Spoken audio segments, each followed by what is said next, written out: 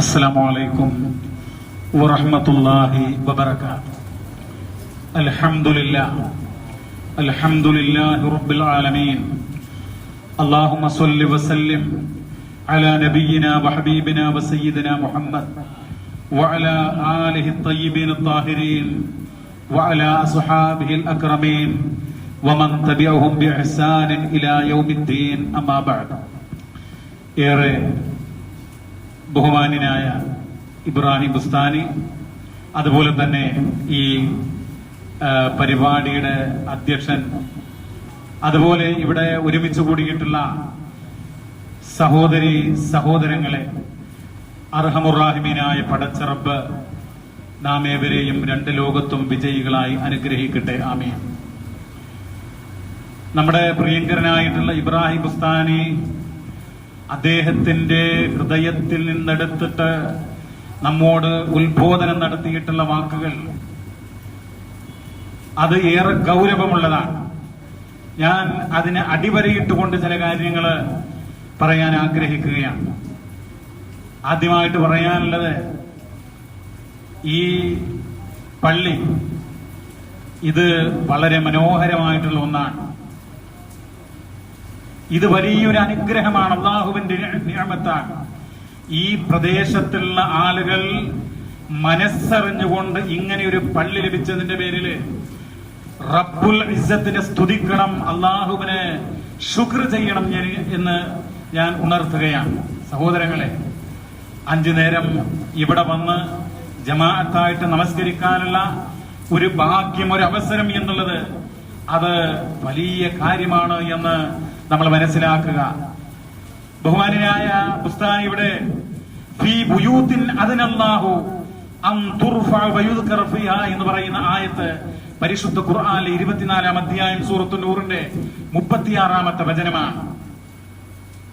ഫീ ബുയൂത്ത്, ബൈത്ത് എന്ന് പറഞ്ഞാൽ വീട്. പള്ളികൾക്ക് ബൈത്തുള്ള, അള്ളാഹുവിന്റെ ഭവനം എന്ന് പറയാറുണ്ട്. മസ്ജിദ് എന്ന് പറയാറുണ്ട്, സുജൂദ് ചെയ്യുന്ന സ്ഥലം, അള്ളാഹുവിനെ ആരാധിക്കാനുള്ള കേന്ദ്രം. അപ്പൊ ഇതൊക്കെ നിർമ്മിക്കുവാനും അവിടെ അള്ളാഹുവിനെ വാഴ്ത്തുവാനും അള്ളാഹുവിനെ പ്രകീർത്തിക്കുവാനും അള്ളാഹു അനുവദിച്ചിരിക്കുന്നു, അല്ലെങ്കിൽ അള്ളാഹു ഉത്തരവ് നൽകിയിരിക്കുന്നു എന്നുള്ള വിശുദ്ധ ഖുർആനിന്റെ ആയത്ത്.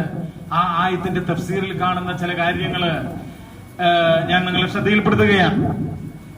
അമറല്ലാഹു സുബ്ഹാനഹു ബിബിനാഇഹാ വറഫ്ഇഹാ, പള്ളി നിർമ്മിക്കുവാനും അത് പടുത്തുയർത്തുവാനും ഒക്കെ അള്ളാഹു കൽപ്പിച്ചിട്ടുണ്ട്. വഅമറ ബിഇമാറതിഹാ, അത് പരിപാലിക്കുവാനും കൽപ്പന നടത്തിയിട്ടുണ്ട് എന്നുള്ളതാണ്.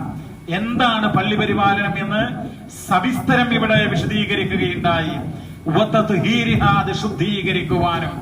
ഈ പള്ളി എന്ന് പറയുന്നത് നമ്മൾ നമ്മുടെ വീട് എങ്ങനെ നോക്കുന്നുവോ അതിനേക്കാൾ ആദരവോടുകൂടെ, കാരണം പള്ളി എന്ന് പറയുന്നത് അള്ളാഹുവിന്റെ ഷിആറിൽപ്പെട്ടതാണ്, അള്ളാഹുവിന്റെ ചിഹ്നമാണ്. അള്ളാഹുവിന്റെ ചിഹ്നങ്ങളെ ആദരിക്കുക, ബഹുമാനിക്കുക എന്നുള്ളത് വമൻ യുഅല്ലിം ശആയിറല്ലാഹ് ഫഇന്നഹാ മിൻ തഖ്വൽ ഖുലൂബ്, അത് ഹൃദയങ്ങൾക്കകത്തുള്ള ഭക്തിയാണ്, തഖ്വയാണ് എന്നുള്ളതാണ്. അപ്പൊ പള്ളി ആദരിക്കുക, ബഹുമാനിക്കുക എന്നുള്ളത്, പ്രിയമുള്ളവരെ, അത് നമ്മളിൽ നിന്നുണ്ടാവണം. പള്ളിയോട് ഒരു മഹബത്ത് നമുക്കുണ്ടാവണം. നമ്മൾ പലപ്പോഴും കേൾക്കാറുള്ള ഒരു നബി വചനമുണ്ടല്ലോ, ഒരു ഹദീസ് ഉണ്ടല്ലോ. ആ ഹദീസ് എന്ന് പറയുന്നത്, നാളെ റബ്ബിന്റെ കോടതിയിൽ ഒരു തണലുമില്ലാത്ത, അള്ളാഹുവിന്റെ തണല് മാത്രമുള്ള ആ ഒരു ഘട്ടത്തില് 7 ആളുകൾക്ക്, 7 വിഭാഗം ആളുകൾക്ക് തണലുണ്ടാവുമെന്ന് പറഞ്ഞല്ലോ. അതില് 2 വിഭാഗം എന്ന് പറയുന്നത് ഷാബുൻ നശഅ ഫീ ത്വഅത്തില്ലാഹ്, അള്ളാഹുവിന് ഇബാദത്തുകൾ നിർവഹിച്ച് വളർന്നു വരുന്ന ഒരു യുവാവെന്നാണ്. യുവാവാകട്ടെ യുവതിയാകട്ടെ, അതാണ് പദത്തിന്റെ അർത്ഥം. ഇപ്പൊ ഇവിടെ ഒരുപാട് യുവാക്കളുണ്ട്, യുവതികൾ ഉണ്ടാകാം.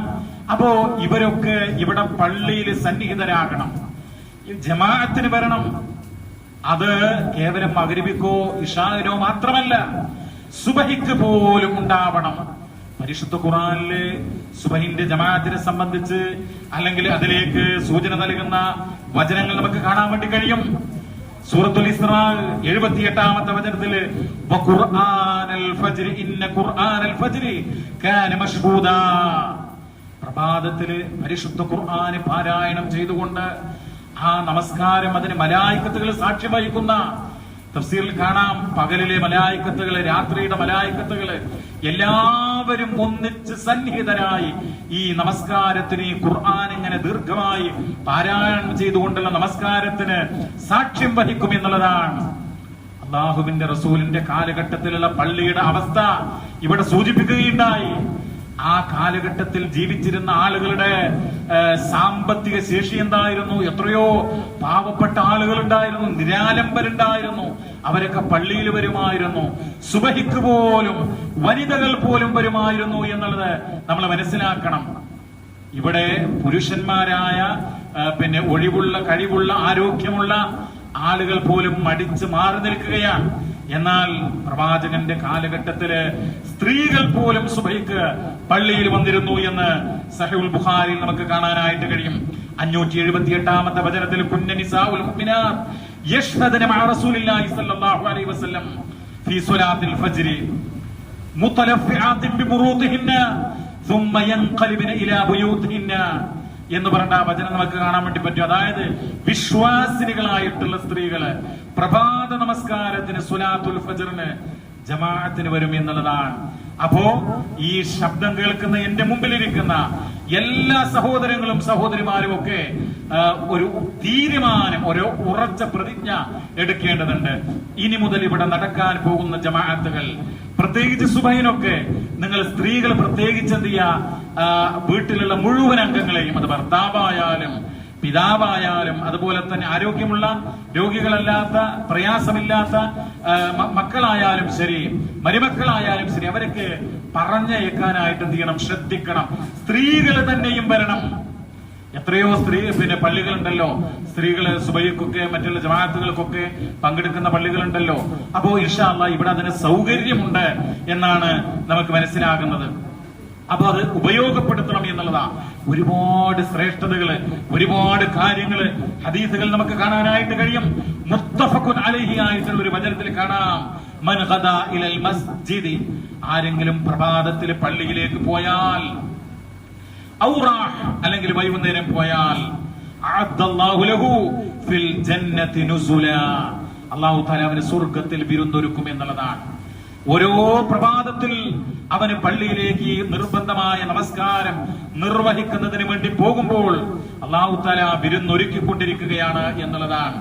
അപ്പോ വീടുകളിൽ നിന്ന് ഇങ്ങനെ നമ്മുടെ സഹോദരിമാർ, ഗൃഹനായികമാർ, അവരൊക്കെ എല്ലാവരെയും പറഞ്ഞയക്കുക, അവര് തന്നെയും വരിക. അങ്ങനെ ഈ പള്ളിയെ ആരാധനകൾ കൊണ്ട്, വിശ്വാസികൾ ഒരുമിച്ച് കൂടുന്ന ഒരു സുന്ദര ഭവനമായി കൊണ്ട് നമ്മൾ എന്ത് ചെയ്യണം? ഇതിനെ അലങ്കരിക്കണം, ഇതിനെ മാറ്റുകൂട്ടണം എന്നാണ് പറയാനുള്ളത്.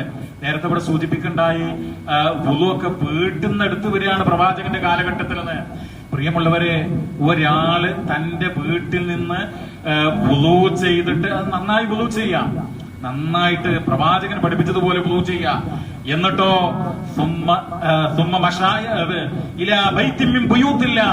അള്ളാഹുവിന്റെ ഭവനങ്ങളിൽപ്പെട്ട ഒരു ഭവനത്തിലേക്ക് ആ വ്യക്തി നടന്നു വരികയാണ്.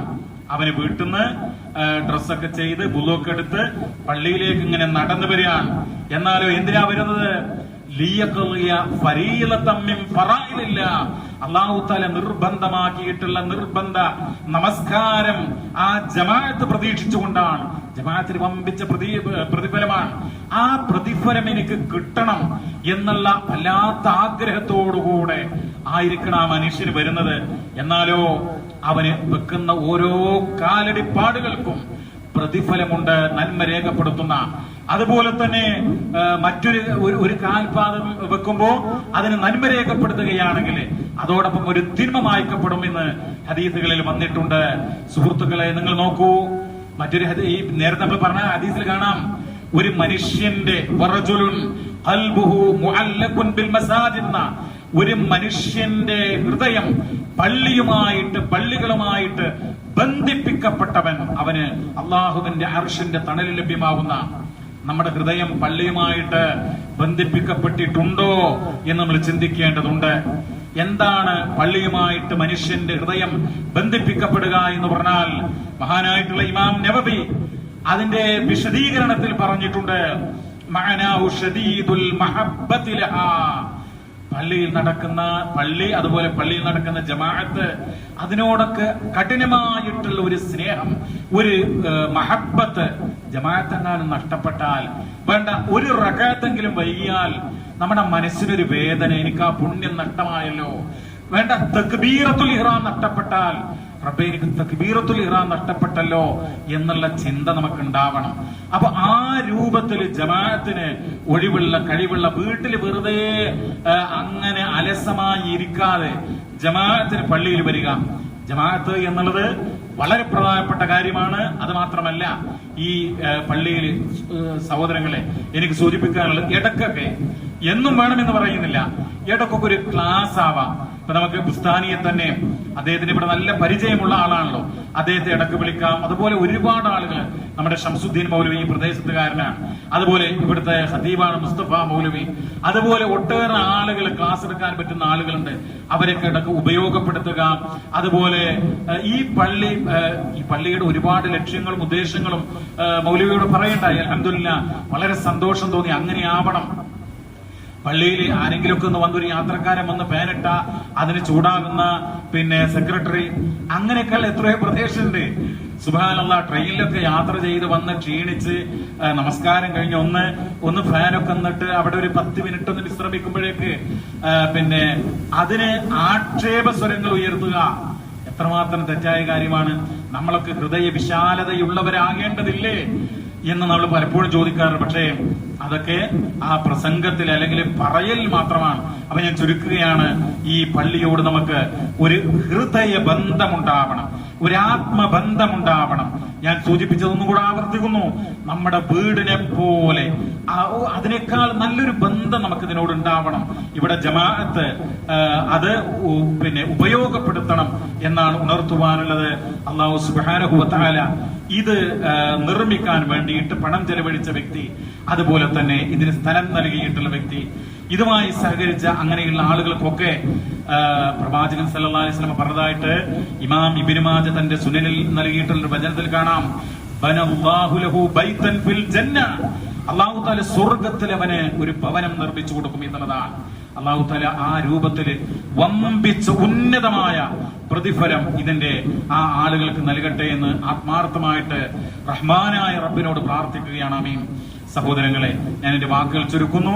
അല്ലാഹു സുബ്ഹാനഹു വ തആല ഈ പള്ളി എന്ന് പറയുമ്പോ ഇവിടെ അദ്ദേഹം സൂചിപ്പിച്ചു അന്നൽ മസാജിദ ലില്ലാഹ് ഫലാ തദ്ഉ മഅല്ലാഹി അഹദ എന്ന് പറയണ്ടായി. ശിർക്ക് കടന്നു വരുന്ന വഴികൾ എമ്പാടുമാണ്.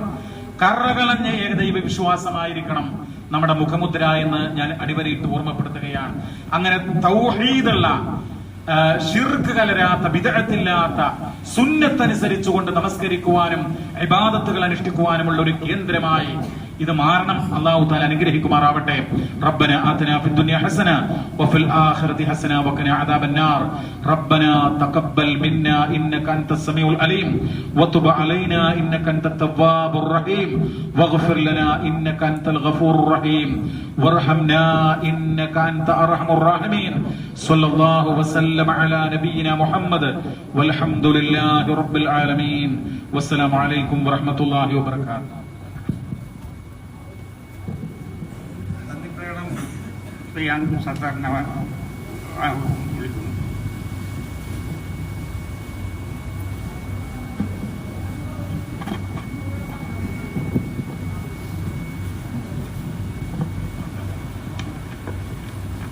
ബിസ്മില്ലാ അൽഹംദുലില്ലാ വസ്സലാത്തു വസ്സലാമു അലാ റസൂലില്ലാ വഅലാ ആലിഹി വസഹ്ബിഹി അജ്മഈൻ.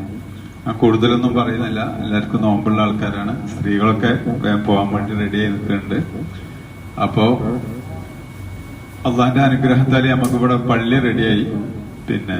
ബുസ്താനിയൊക്കെ പറഞ്ഞതുപോലെ ഇനി എല്ലാ ആൾക്കാരും ഇവിടെ ഉള്ള സമയത്ത് എല്ലാവരും 5 വക്ത നിസ്കാരത്തിനും ഇവിടെ നിർബന്ധമായിട്ട് എത്തുക എന്ന എല്ലാവരും നിയ്യത്ത് മനസ്സിൽ കരുതുക. അതുപോലെ അള്ളാഹു നമ്മളിൽ നിന്ന് സ്വീകരിക്കട്ടെ. ഇത്രയും മഴ പ്രതികൂലമായ സാഹചര്യത്തിലും നിലമ്പൂരിനും ഒക്കെ ഇടങ്ങാറായി വന്ന ബുസ്താനിക്കും കൂടെ വന്ന കുടുംബത്തിനും പ്രത്യേകിച്ച് നന്ദി അറിയിക്കുകയാണ്. അതുപോലെ തന്നെ സയ്യിദ് സുല്ലബിക്കും ഇവിടെ കൂടിയ എല്ലാ ആളുകൾക്കും ഒറ്റവാക്കിൽ നന്ദി അറിയിച്ചുകൊണ്ട് അള്ളാഹു നമ്മിൽ നിന്ന് സ്വീകരിക്കട്ടെ.